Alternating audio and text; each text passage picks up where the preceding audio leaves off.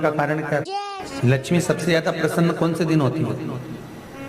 जम के बोलिए जरा। शुक्रवार को। तो शुक्रवार को लक्ष्मी सबसे ज्यादा प्रसन्न क्यों होती है? उसका प्रसन्न होने का कारण क्या था? लक्ष्मी जी के दो भाई थे, दोनों की शादी नहीं हो रही थी, दाता और विधाता, दोनों का विवाह नहीं हो रहा।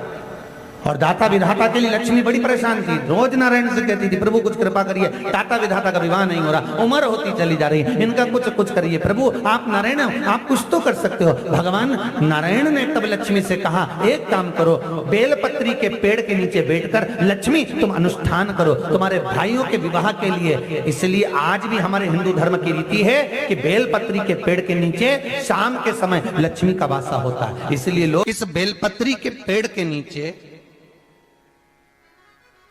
तुम्हारा रात्रि को शाम को 6 बजे से लेकर रात्रि को 8 बजे तक तुम्हारा निवास होगा।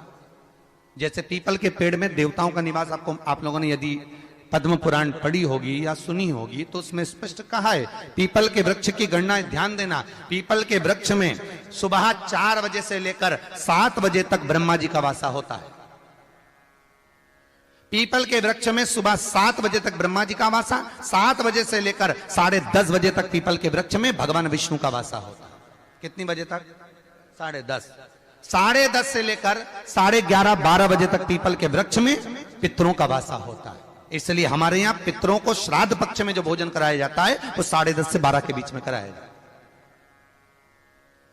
12 बजे के बाद पीपल के वृक्ष में दोपहर के 1:30 बजे तक आहूतों का वासा रहता है। आहूत कौन? जो गर्भ में शांत हो गए, जो कुंवारी अवस्था में शांत हो गए, जो जन्म लेने के बाद उनका विवाह नहीं हुआ और शांत हो गए, उन आहूतों का वासा उस पीपल के वृक्ष में दोपहर में 1:30 बजे तक रहता है। उसके बाद में प्रेतों का वासा चालू होता है। इसलिए दोपहर के समय पीपल के पेड़ की परिक्रमा नहीं होती। फिर शाम को 4 बजे से 7 बजे तक पीपल के वृक्ष में शंकर जी का वासा होता है। इसलिए शाम के समय पीपल की परिक्रमा नहीं होती। 7 बजे के बाद में पीपल के वृक्ष में रात्रि को 9 बजे तक कुबेर का वासा होता है। फिर 9 बजे के बाद में प्रेतवास चालू होता है पीपल के वृक्ष में।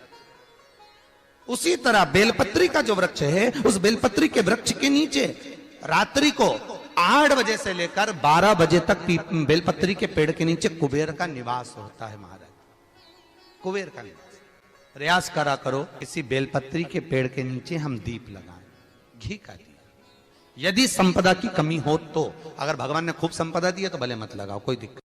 महामृत्युंजय मंत्र का यदि आप जाप करते हो और आपको मालूम पड़ गया कि शरीर में मुझे ये रोग हो गया है, मुझे शुगर हो गया है, मुझे बीपी हो गया है, मेरा ब्लड प्रेशर ऊंचा नीचा रह रहा है, कोई भयंकर रोग, मेरे रिश्तेदार को कोई कैंसर जैसा रोग हो गया, किसी को कोई थायराइड हो गया, किसी को कोई किडनी और लीवर में सूजन हो गई, किसी को कहीं किडनी और लीवर में तकलीफ हो गई, तो शिव महापुराण की कथा कहती है, नवग्रह शिव महापुराण की कथा कहती है कि बेलपत्री के वृक्ष के नीचे महामृत्युंजय मंत्र का जाप जो शुक्रवार की शुक्रवार घी का दिया लगा कर करता है, उसके रोग बाबा देवाधिदेव महादेव समाप्त करते चले जाते हैं। ये संजीवनी मंत्र शुक्रवार के दिन भगवान शंकर को शुक्र को दिया था, इसलिए उसकी प्रधानता है।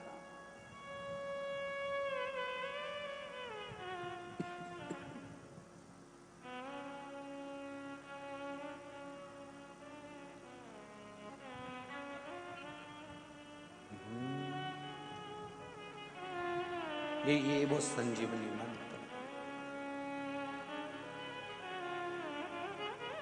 शुक्रवार के दिन बेलपत्री के वृक्ष के नीचे बैठकर घृत का दिया लगाकर शरीर में जो रोग है उसका स्मरण कर कर शंकर जी से विनय कर कर, हे भोलेनाथ, आपने शुक्र देवता को संजीवनी मंत्र दिया है, तो क्या आप मेरे को वो मंत्र प्रदान नहीं करोगे?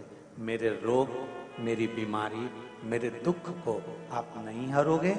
शिव से कहो, ये शरीर आपने दिया है और भजन करने के लिए दिया है, स्मरण करने के लिए दिया है, कीर्तन करने के लिए दिया है, तो संभालोगे भी आप। और बेलपत्री की ओर मुख कर कर घी का दिया लगाकर महामृत्युंजय मंत्र का स्मरण कर लेने पर धीरे धीरे धीरे धीरे धीरे धीरे